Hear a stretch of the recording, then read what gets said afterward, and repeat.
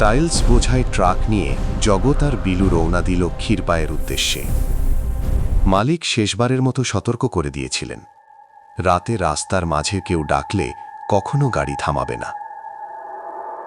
আকাশ ছিল মেঘলা। আধ ঘন্টা যেতেই শুরু হলো প্রবল বৃষ্টি। বিদ্যুতের ঝলতানি আর ঝোড়ো হাওয়া চারপাশকে আরও ভয়ঙ্কর করে তুলল। লাটাগুড়ির জঙ্গল শুরু হতেই রাস্তা প্রায় অদৃশ্য হয়ে গেল। দূরে দেখা গেল ক্ষীণ আলো, একটা ছোট চায়ের দোকান।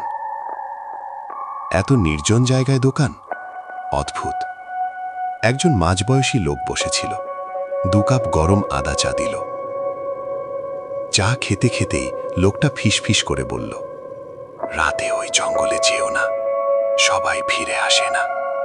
ঠিক তখনই পিছন থেকে আরেকজন যুবক এসে বলল, এটা আমার দোকান। দুজন পিছনে তাকাতেই আগের লোকটা নেই। ভয় নিয়েই আবার ট্রাক চলতে লাগলো। হঠাৎ রাস্তার মাঝখানে দাঁড়িয়ে সেই লোক চিৎকার করছে, যেও না। বিলু চেঁচিয়ে উঠল, দাঁড়াবেন না। ট্রাক গতি বাড়িয়ে পাশ কাটিয়ে গেল। কিছু দূর যেতেই দেখা গেল একজন রক্তাক্ত মানুষ পড়ে আছে, আরেকজন সাহায্য চাইছে। মানবিকতার টানে জগৎ ট্রাক থামালো। সেটাই ছিল ফাঁদ। ডাকাতেরা ঘিরে ধরল।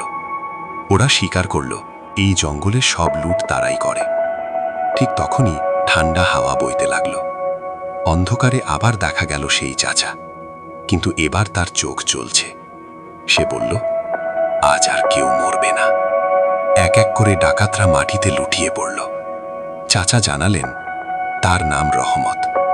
ডাকাতদের পরিকল্পনা শুনে তিনি বাধা দিতে গিয়েছিলেন, তাই ওরা তাকে হত্যা করে জঙ্গলে পুঁতে দেয়।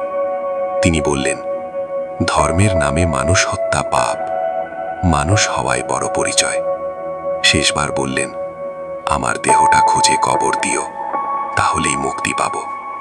এরপর তিনি মিলিয়ে গেলেন। পরদিন পুলিশ এসে ডাকাতদের মৃতদেহ উদ্ধার করল। জঙ্গলের ভেতর থেকে রহমতের দেহ পাওয়া গেল। সম্মানের সাথে দাফন করা হলো। এরপর থেকে লাটাগুড়ির জঙ্গলে আর কোনো ট্রাক লুট হয়নি। তবে ঝড়ের রাতে এখনো মাঝে মাঝে শোনা যায়।